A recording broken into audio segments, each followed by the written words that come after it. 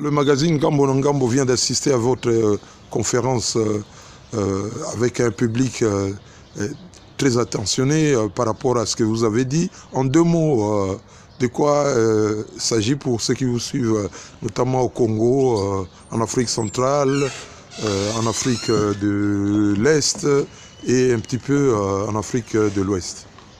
Eh bien, bonjour à tous déjà et toutes mes amitiés à tous ces pays que vous avez cités, à l'Afrique.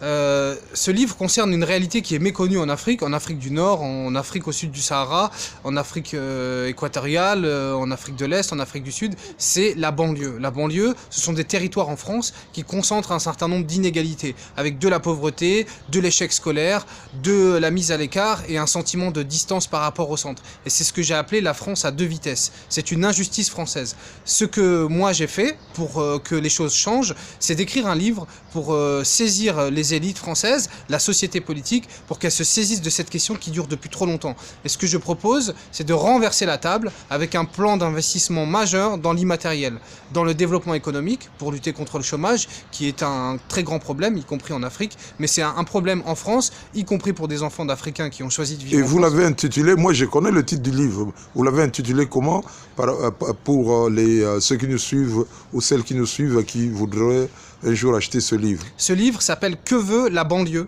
Manifeste pour en finir avec une injustice française et qui est disponible chez l'Harmattan.